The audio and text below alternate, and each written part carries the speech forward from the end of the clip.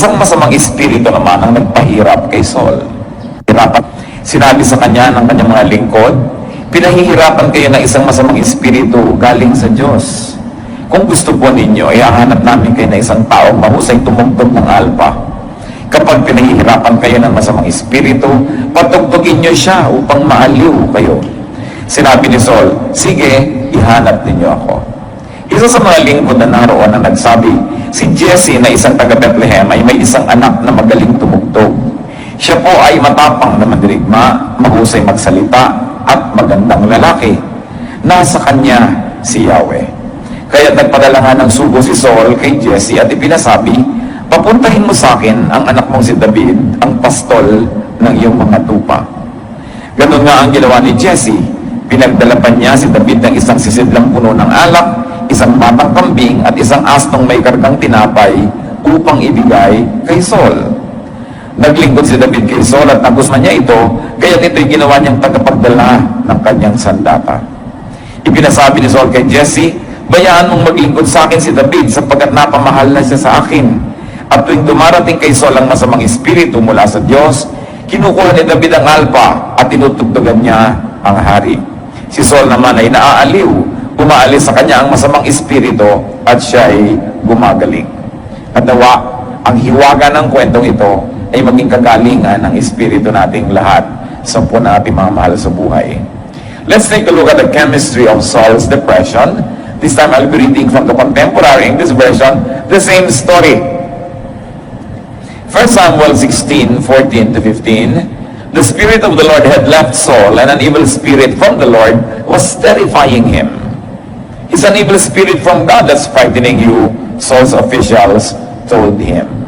So this depression and the frightening factor, natatakot siya. Alam niyo yung mga nade-depress, minsan may kinakatakutan na hindi maintindihan kung nasa paligid. Ba't ka natatakot? Hangin lang yan, kwarto lang yan. Ba't ka natatakot? Kasi mayroong spiritual factor kumisan. So, ang nakita natin dito, isa sa mga dahilan o timpla ng depression niya is there was very little or no spirit of God in him. Umalis na ang pabor ng Diyos sa kanya. And there was much of an evil spirit from God. Diyos ang pumapayag na itong masamang espiritu ito guluhin itong si Saul. Siyempre, wala namang nangyayari sa mundo na hindi pinapayagan ng Diyos dahil Diyos ay Diyos. Pero hindi ibig sabihin na yun ang perfect will niya para sa tao, pero pinapayagan niya dahil kadalasan, yun ang hinihingi nung lifestyle nung tao. Halimbawa, na-aksidente ka dahil nagpapabaya ka o nagpabaya yung iba, napapayagan kasi yun ang ginagawa ng mga tao. Pero hindi naman sana yun ang perfect will ng Diyos para sa atin. We see here the giving, the departure and withdrawal of the evil spirit, and the arrival, the presence, and the terrorizing of an evil spirit from God. Here's an interesting, even a mysterious interplay of good and evil spirits. Now, take note that the absence of God's Spirit was replaced by the presence of an evil spirit from God. What do we learn from here? The departure of God's grace creates a vacuum that attracts the opposite force or power. Kung puspos ka na espiritu ng Diyos at umalis yun sa'yo, mabavacuum ka. At yung mga vacuum cleaner, bakit niya hinihitit ang dumi? Kasi a vacuum will always attract anything. At pagka nawala ang espiritu ng Diyos sa tao, nagiging vacuum siya, hinihitit ng puso niya yung mga masasamang espiritong nasa paligid. Hindi pwedeng walang laman, laging meron. So pinipili lang natin, sino ba ang laman mo? Ano ba ang laman ng iyong puso? Now let's take a look at the cure to Saul's depression. Dahil nandiyan din sa kwento. Sabi ng mga tao, it's an evil spirit from God that's frightening you. At alam natin gumaling siya. So correct diagnosis cures the depression. Tama ang hatol, tama ang pag-aaral ng mga tao sa paligid kung anong pinagmumulan ng kanyang sobrang takot, pagkaligalig, pagkabalisa. Sabi niya, may masamang espiritong gumugulo sa iyo. 1 Samuel 16:16, Your Majesty, let us go and look for someone who is good at playing the harp. He can play for you whenever the evil spirit from God bothers you, and you'll feel better. Pansinin ninyo na hindi naman exorcism or casting out ang ipinayo. Ang ipinayo nila, ay isang bagay na nagpagaling dahil nabasa na natin yung buong kwento. So what cured Saul's depression was correct prescription. Doktor ka man, kung hindi ka marunong magpayo ng igagamot, baka lumala lalo ang pasyente. So tama ang ipinayo. So now we need good informed counsel and counselors. Sabi, kailangan ang kunin mo isang taong magaling tumugtog ng musika. 1 Samuel 16:17, all right, Saul answered, find me someone who is good at playing the harp and bring him here. The cure was Saul's submission to correct counsel.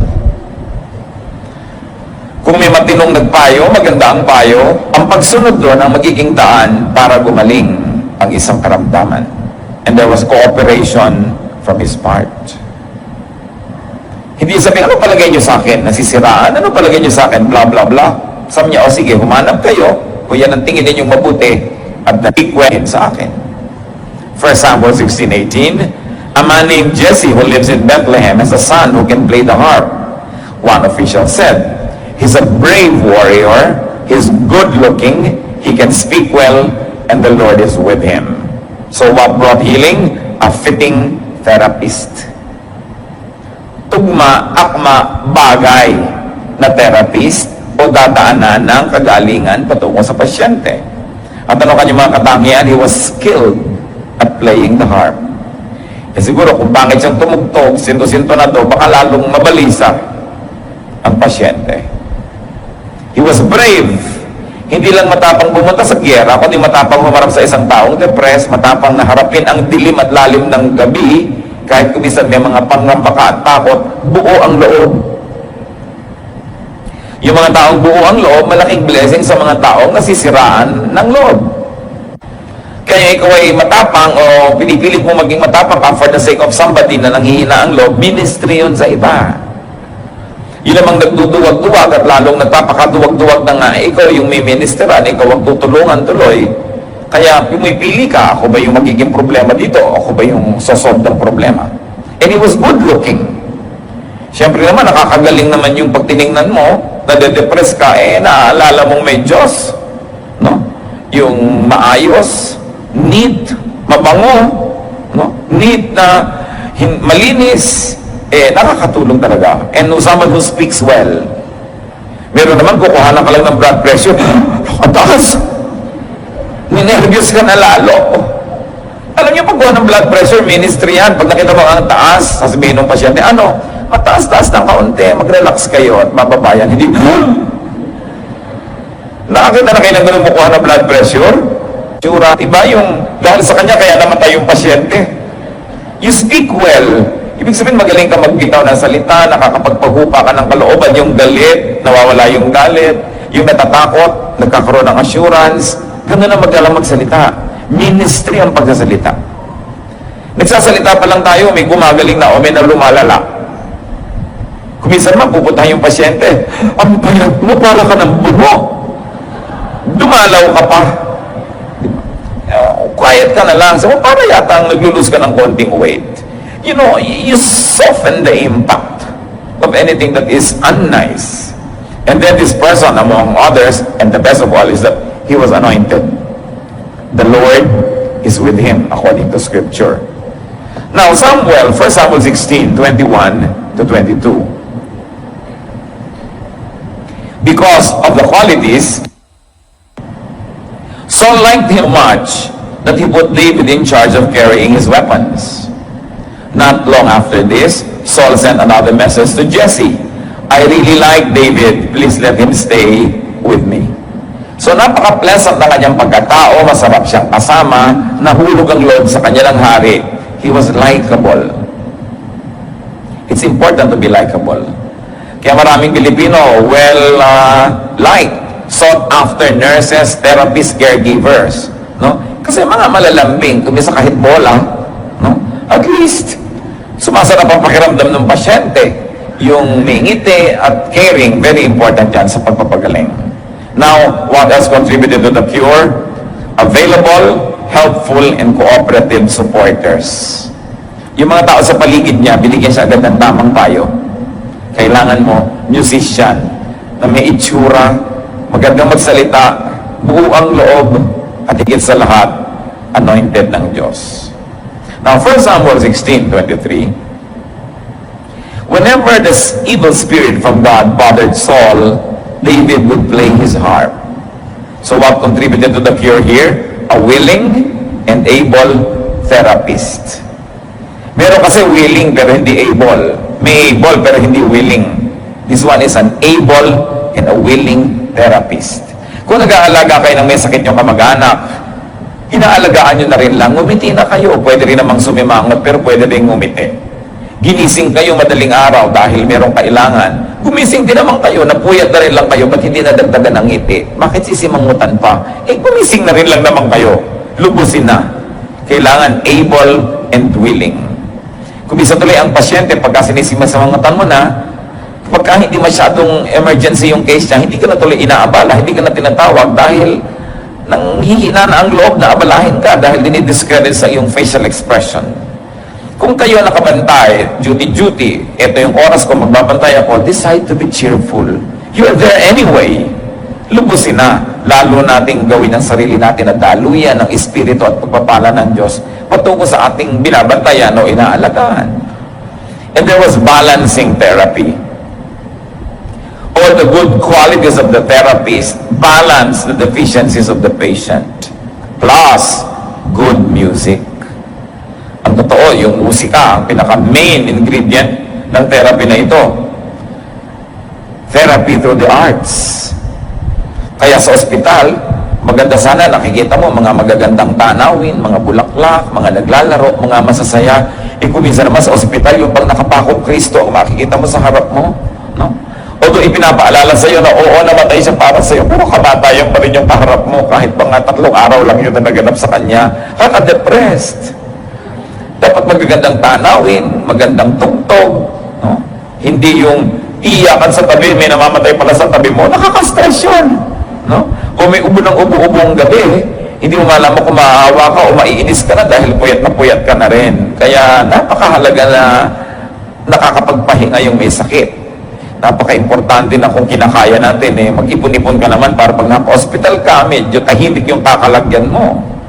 Meron pa akong kilala, pumipili siya ng kwarto. Halimbawa, o-operahan siya o matagal siya sa ospital. Ang pinipili nilang paglagyan sa kanila at ipinapakiusap nila, yung maternity floor. Kasi yun lang ang floor sa ospital na masaya. Lahat ng dumadalo, may dalang loko, mga bulaklak, kasi may nanganak, masaya. Kesa yung mga ibang floor na talaga namang puro iyakan ang nadidinig mo, nakakadagdag sa yung depression. And very importantly for Saul, there was companionship of someone likable. Alam niyo yung companionship, napakalaking ministry para magawa mo sa isang hari, sa isang gobernador, sa isang presidente, sa isang matatawag nating VIP o makapangyarihang tao. Why? Because the court, the royal court, the seat of power is a snake pit. Ang daming nakapaligid sa makapangyarihang tao na mga traidor. Ang daming nakapaligid na mga oportunista. Ang daming nakapaligid na ng bobola lang. Kumukuha lang sila ng gusto nila. So yung people at the top, those who are isolated, need good, relaxing company. Kung ikaw ay taong makapangyarihan, sa yes mo o sa no, nabubuo na sisira ang mga pangarap. Sa yes mo o sa no, nagkakapera yun, nawawalan yun ng pera, napopromote yun, nade-demote yun. Halos wala ka ng pagtiwalaan at hindi ka na makarelax kasi halos lahat ng taong lumalapit sa iyo, merong gustong makuha. At isa marahil yun sa nagdagdag sa depression ni Saul. Hindi naman siya sanay maging hari, hindi naman siya coming from the nobility, karaniwang tao lang, napiling maging hari. Tapos biglang nawala yung mga malalapit niya mga kaibigan, nalagay siya sa royal court, naligid siya ng mga general, naligid siya ng mga ministro, na may kanyang mga agenda sa buhay, na-isolate ang mga tao makapangyarihan. Kaya kung ikaw ay kabilang sa mga mangilang-ngilan na at least siya sa'yo, ministry yun. At yun ang nangyari, nahulog ang loob nitong si Saul kay David, at least na siya. Kaya sabi niya sa tatay, huwag mo na munang tatawagin pabalik, ha, dito na muna siya, napamahal na sa akin. At yung ministry pa lang ng presence doon ni David, tumutulong na para gumaling si Saul. Kasi nakakapagtiwala siya to the point na yung si David na pinagdadala niya ng kanyang mga sandata. Yung may weapon mo na hawak ng iba tapos katabi ka na pwedeng gamitin laban sa'yo, pagtitiwala yon. Yun lang ikaw ay napagkakatiwalaan kahit wala ka pang ibang ginagawa, nagmi-minister ka na kasi nakaka-relax yung may nasa sandalan na pagkakatiwalaan. He was not a threatening companion. Hindi katulad ng iba, nandun lang, tapos pag may nadinig, ipapamalita sa iba. O kaya, nandun lang para may hingin. O nandun lang para magsumbong o manira sa iba. Kaya mga tao matataas ang mga katungkulan sa buhay, mga ano yan paranoid. Pag may nadidinig, halos ayaw maniwala. Ano kaya ang gusto niya? Bakit siya lumalapit sa akin? Ba't siya nagre-regalo? Anong pabor ang hihingin niya na kapalit nito? Ba't niya hinihingi ang cellphone ko? Baka ipamigay niya sa lahat, tapos lahat tatawag na sa akin. These kind of things. Iba siya pa rin psychology of those people who are at the top. And unless you get to the top, you will never understand it. Ngayon, si David, naunawa niya yun, nakapag-minister siya. Saul would relax and feel better when David plays the harp. And very likely would also sing together with the playing. Then, the evil spirit would go away. Ito, isa sa mga pinakamahalagang punto ngayon, mga kapatid. Hindi siya gumaling kasi umalis yung masamang spirito. Nakarelax siya, yung masama niyang pakiramdam may bumuti, at dahil doon, umaalis yung evil spirit. Hindi umalis muna bago bumuti ang kanyang pakiramdam. Hindi siya aalis nun. So what cured was Saul's relaxation and good feelings. If you want a worry, an anxiety, a depression to leave you, strive to feel good. Relax. Kasi ang masasamang espiritu, hindi pwedeng tumira sa puso na relaxed. Ayaw nila doon. Parang yung ipis, ayaw niya sa malinis na sahig. Pag may ipis sa bahay mo, maruming sahig, period. No? Dahil kung malinis yan, hindi yan titirhan ng ipis. Ngayon, ang masamang espiritu, ayaw niyang tumira sa malinis, payapa, tahimik, relaxed. Ang gusto niya yung naguguluhan ka, mainit ang ulo mo, nalilito ka, nagmamadali ka, gusto kang tirhan. Yung lagi ka na lamang nagalit, lagi ka nagsiselos, lagi ka na lamang na nakaangel, gusto kang tirhan. So, ang naging ministry was to make Saul feel relaxed. And once he was relaxed, the evil spirit left. Huwag yung umalis ka dyan, masamang espiritu, umalis ka dyan. Hindi, alis yun. The evil spirit from the Lord departs when and after Saul relaxes and feels better, not before. Isang malaking ministry na pag-relaxin mo ang kapwa. At isang malaking panggugulo sa tao, yung galitin mo siya, guluhin mo siya, sinisira mo yung kanyang kapayapaan, at pagsira yon, naiimbita ng kanyang kasiraan yung masamang espiritu. Kaya nag-iingat ka. Kailangan mo ba sabihin na isang bagay, makakagalit lang naman, wala rin naman mangyayari? Huwag na, hayaan mo na lang siyang tahimik. Kailangan ko ba siyang takutin ngayon?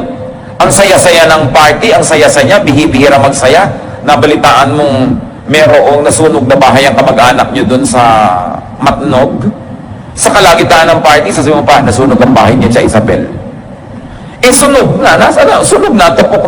Dapat mo pa sinabi sa akin, hindi na lang mo pinatapos tong party na to, ngayon lang ako sumaya, pinutol mo pa agad. Ngayon, kung ako yung bombero, ako papatay ng apoy, sige sabihin mo kahit gitna ng party. Pero wala na akong magagawa, why spoil my fun? Marami kasi mga tao hindi marunong magdala ng access. May access ka to someone's ears, anong ginagawa mo? Do you agitate the person? Kaya sabi sa Desiderata, avoid loud and aggressive persons. They are vexations to the spirit. Iwasan ninyo yung mga taong lagi kayong ginagalit, tinatakot, binibigyan ng mga masamang balita. Lalo't wala naman kayong magagawa para solvein yung masamang balita na yon. Better not to know, or better not to know at this time. Why can't it not wait? So what are the possible causes of Saul's depression? And this time, i-apply natin sa buhay natin o sa mga mahal natin sa buhay na pwedeng nade-depress. Paul had humble beginnings at when mentioned. Wala namang hari dati sa Israel. Yung mga Israelites na were asking for a king. Sabi ng Diyos, siya, kung talaga gusto nyo, bibigyan ko kayo, pero hindi sana yan ang perfect will ko para sa inyo. At nung may nagpunta kay Saul, dahil nominee na siya na maging hari, sabi niya sa 1 Samuel 9:21, "Why are you telling me this?" Saul asked, "I'm from Benjamin, the smallest tribe in Israel. My clan is the least important in the tribe." Galing na siya sa pinakamaliit na tribe at yung pamilya niya, galing pa sa mga pinakawalang sinabi dun sa tribe na yon. Sa inyo, ba't mo sinasabi sa akin ang mga bagay na yan? Hindi ako pwede maging hari. Simpleng tao lang ako. Yun ang pinanggalingan niya, tapos bigla siya naging hari. Anong possible na maging resulta nun? Disorientation. A sudden change of position or orientation. Kaya yung mga dating hindi sikat, naging star, hindi makaya, nagda-drugs. Hindi nila makaya, nadidisorient. Iling mo, yung mga dating wala, biglang yumaman, nabubuang. Hindi nila kaya. Yung biglang naiiba ang sitwasyon mo sa buhay, kahit pa sabihin mong yumaman ka, laging makapangyarihan ka, sumikat ka, hindi laging mabuti ang bunga. Kaya nga kung minsan, yun ang hinihiling mo, hindi binibigay sila ng Diyos, bakit ka magpapasalamat pa rin? Kasi alam niya, hindi mo kaya. Masisira ka lang pag nakuha mo. Parang 10 watts ka na bumbilya, 1 million volts, ang papadaanin mo sa hindi mo, pupunti ka lang, wag na. At yan, isa sa mga nangyari sa kanya yan. It's possible that it was a sense of disorientation. Ano pa ang mga nagdagdag sa buong buhay niya, kaya he lived a life of depression? 1 Samuel 18:6-8. David had killed Goliath. The battle was over and the Israelite army set out for home. Si Saul ang hari, si Goliath, sina-challenge silang lahat, walang lumaban. Si David lang na binatilyo ang lumaban at tapakin niya si Goliath. As the army went along, women came out of each Israelite town to welcome King Saul. They were singing happy songs and dancing to the music of tambourine and harps. They sang, "Saul has killed 1,000 enemies, David has killed 10,000 enemies." This song made Saul very angry. And he thought, they are saying that David has killed 10 times more enemies than I ever did. Next, they will want to make him king. So another possibility why he became depressed was a jealousy and envy. Nagselos na siya kay David, nainggit pa siya sa mga accomplishment. Ito naman kasi mga babaeng ito, ang dami-daming makakanta. Di ba? Sila pinagbulan ng gulo na to eh. Saul, the king, has killed his 1,000. David has killed his tens of thousands. Hindi ka nga ba may insecure nun? Maraming ganyan mga kapatid, ha? Hindi ka man naingit sa kapatid mo, may bahay na, ikaw wala pa. Yung mga ganyan mga pinsan. Huh? Sa office, napromote naman si napag-iwanan ka na. Una ka pa dito dyan. Yung mga ganon, mga agents from hell. Dadating sa'yo, guguluhin ka, magiging uneasy ka, unhappy, jealous, and envious. Sabi mo sa akin, masamang espiritu, lumayo ka sa akin. Pag kami nang gaganyan sa inyo, dahil yun ang masamang espiritu. Nagsusulsol, nagpapainggit sa inyo. No? So, jealousy and envy can destroy a personality. 1 Samuel 18:1-4, from the New International Version, this particular verses, si Jonathan, anak ni Haring Saul, crown prince, dapat siya ang magmamana ng trono, naging matalik na kaibigan pa ni David na pinagseselosan ng anong ama niyang hari. 1 Samuel 18:1-4, Jonathan became one in spirit with David, and he loved him as himself. And Jonathan made a covenant with David because he loved him as himself. Jonathan took off his robe he was wearing and gave it to David, along with his tunic and even his sword, his bow, and his belt. Heto si Haring Saul, may anak siya si Jonathan, dapat yun ang magmamana ng kaharian. Heto si David, naiinggit na nga si Haring Saul, ibinigay pa nitong anak na Jonathan yung lahat ng symbols of royal office. Ibig sabihin, willing na willing si Jonathan na si David ang maging next king, hindi siya.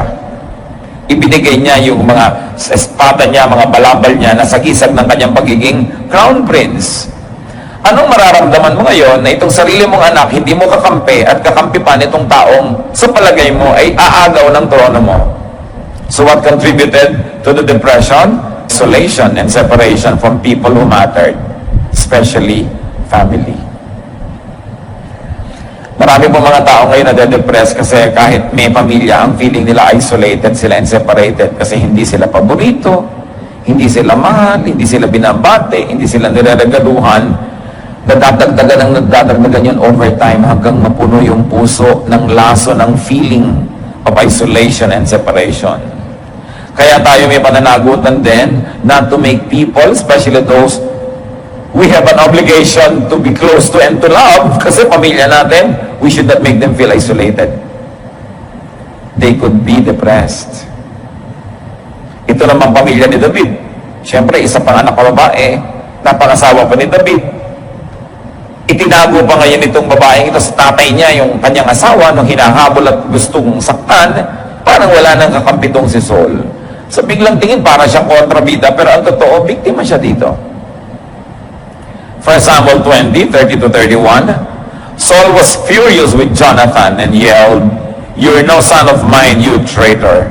I know you've chosen to be loyal to that son of Jesse. You should be ashamed of yourself, and your own mother should be ashamed that you were ever born. You'll never be safe, and your kingdom will be in danger as long as that son of Jesse is alive. Turn him over to me now. He deserves to die." Alam yung ginawa ni Jonathan, ipinisto yung tatay niya. Gusto kang patayin ng tatay ko, so magtago ka na. What would the father feel? Abandonment anxiety. Everybody was leaving him. Kung minsan meron tayong ganung feeling Ilang asawa mo mag-a-abroad, meron ka abandonment anxiety. Lalo, hindi ka sure kung ikaw pa talaga yung mahal. O kaya yung anak mo, mag-aasawa, ang feeling mo, iiwan ka. O kaya napamahala sa iyo ang isang kaibigan, mag-a-abroad pa, lalo tayo ngayon, 10 million OFWs, everybody is having a sense of abandonment. Gusto man o hindi gusto nung umaalis, yung pa rin ang ending, naiiwan ka. Pwede ka talaga ma-depress dyan. Yung naglalakad ka sa breakwater. O kaya ay nagtitirintas ka, samantalang wala kang buhok. Nakatingin ka lagi sa mga lumulubog na araw. Nangyayari yan, lalo sa maraming paghiwa-hiwalay. What could cause depression? In Saul's case and in ours, constant negative emotions. Kaya pag negative ang emotion nyo, mga kapatid, change the equation. Halimbawa, di ba? 3 plus 1 equals 4. Right? Ayaw nyo ng 4. Bakit 3 plus 1 ang 3 plus 1 kayo? Di magiging 4 din yun. Gawin yung 3 plus 2, 5 plus 7, para maging 4. Ngayon, kung may ginagawa kayo, lagi ang nagiging ending, nalulungkot kayo. Titingnan nyo yung mga picture, nalulungkot kayo. No? Mag-iisip kayo, malulungkot kayo. Mag-iisa kayo sa kwarto, makikinig ng tugtog, malulungkot kayo. Palitan nyo para hindi lungkot ang ending. Change the equation. Huwag kayong gumagawa ng nagpapalungkot. Huwag kayong mag-isip ng nakakatakot. Meron pa nga akong nakausap, gusto daw niya i-cremate siya. Sabi ko, naman kailangan i-cremate, pwede ka namang ilibing. Kung buhay pa ako, dinapulong ako doon sa ataol. Pati yung inaalala mo. 5 araw ka na lang nakaburo, umaasa ka pang buhay ka pa.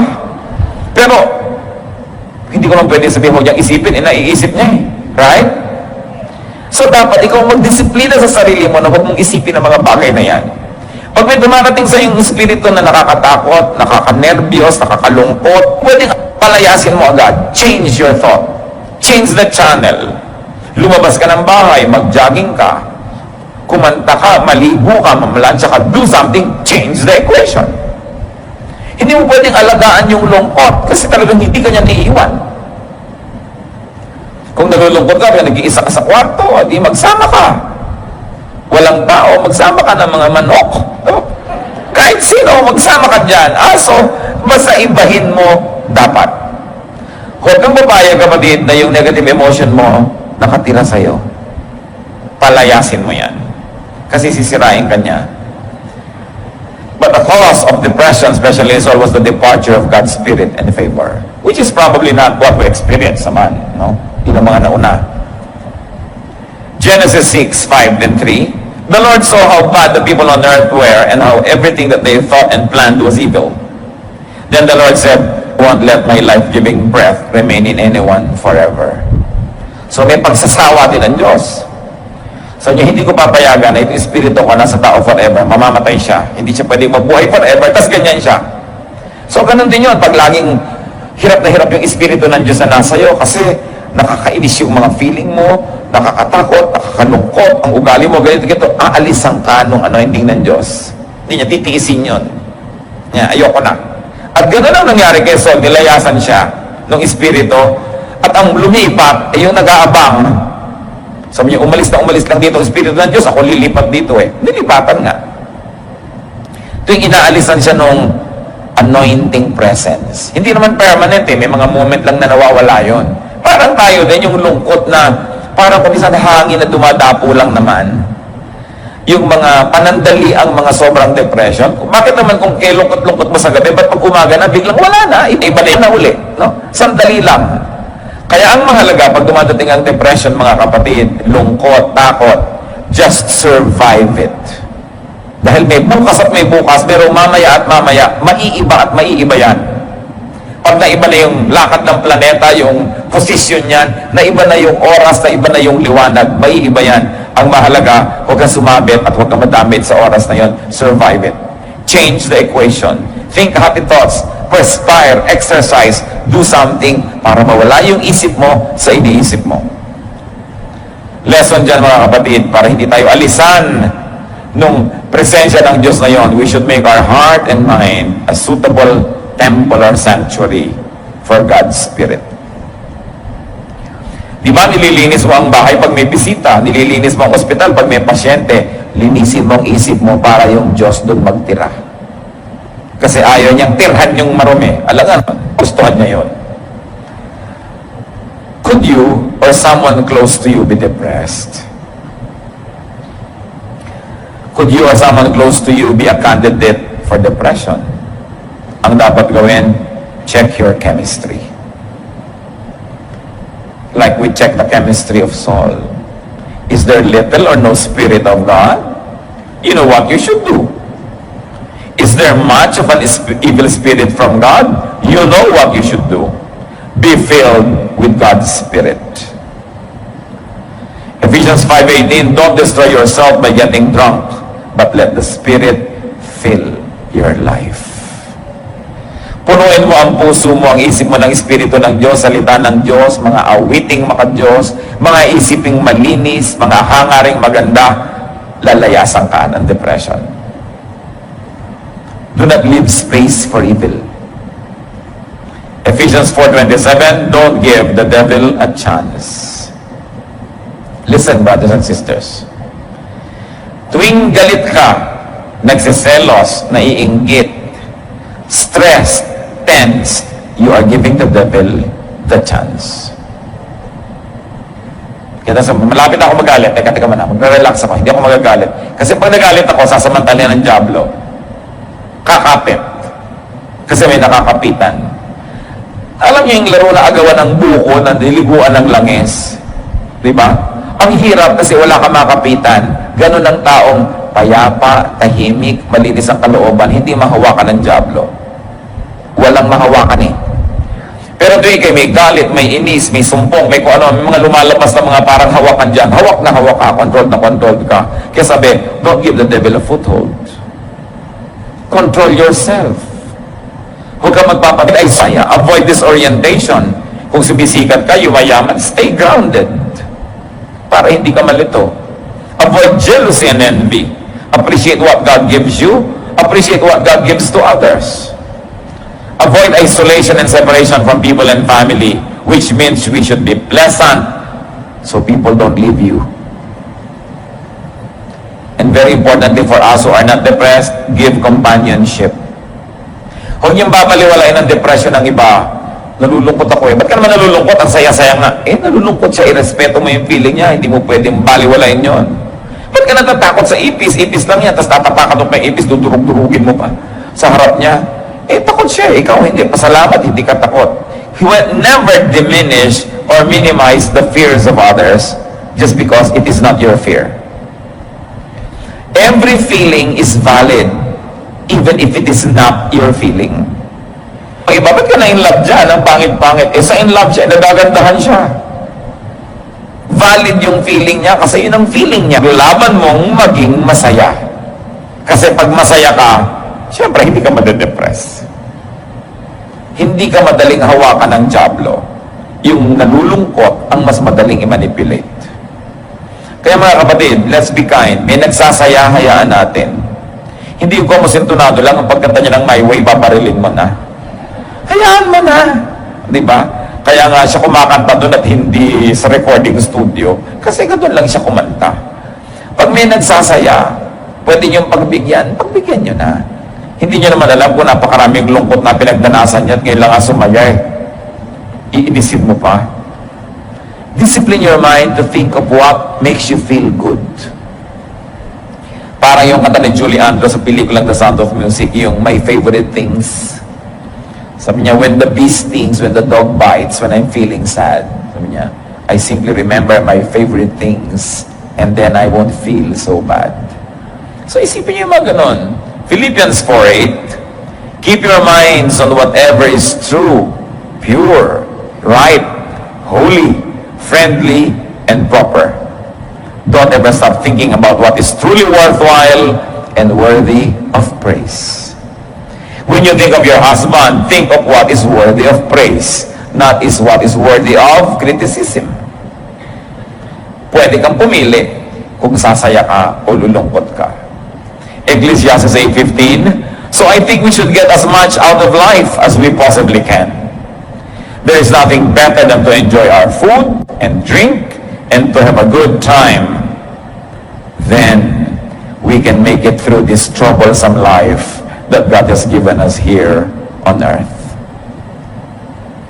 Sabi ni Solomon, kung may kinakain ka, enjoyin mo. May iniinom ka, inumin mo ng may pasalamat. Have a good time whenever you can. That is the only way to survive this life, which can really, admittedly, be difficult. So, minimize the difficulty by maximizing what is good and happy. Proverbs 15:13, happiness makes you smile, sorrow can crush you. Pwede kang durugin, wasakin, sirain ng lungkot. So huwag ka makikipagkaibigan sa lungkot.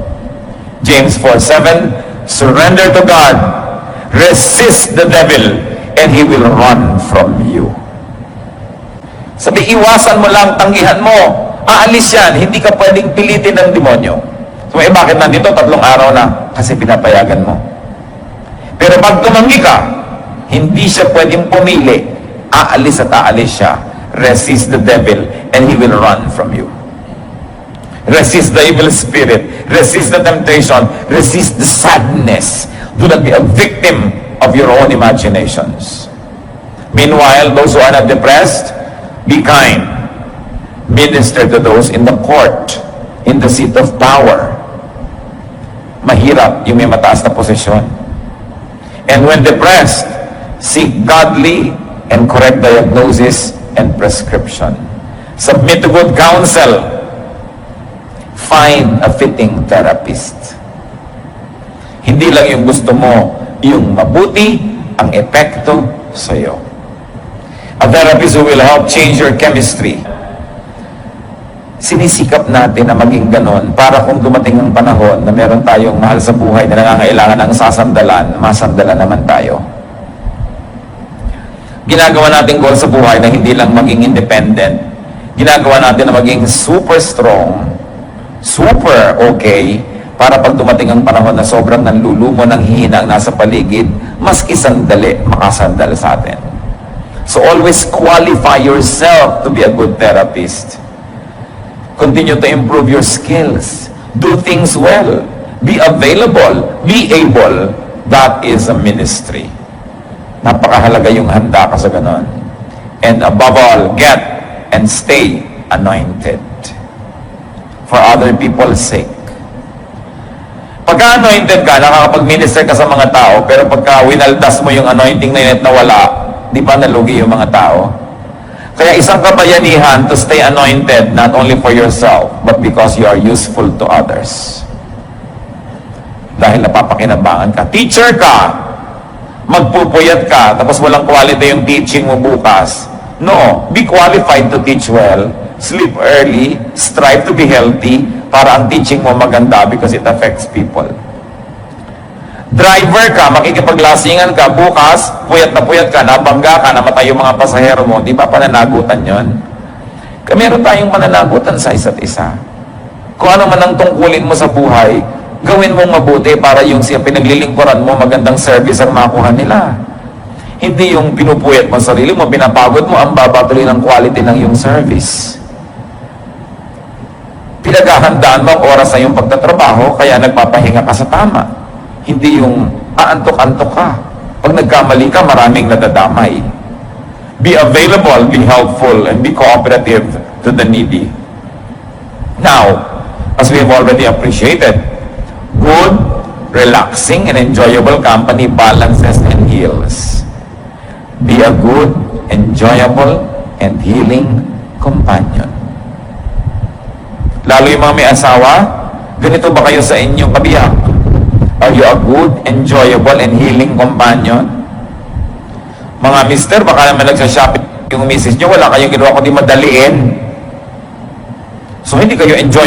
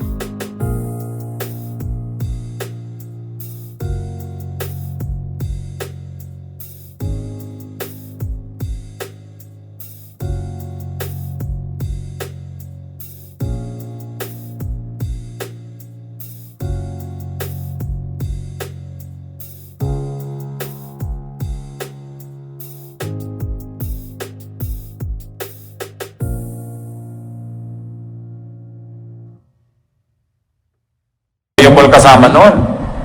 Mabuti sana kung minamadali nyo. Ito na lang ang 100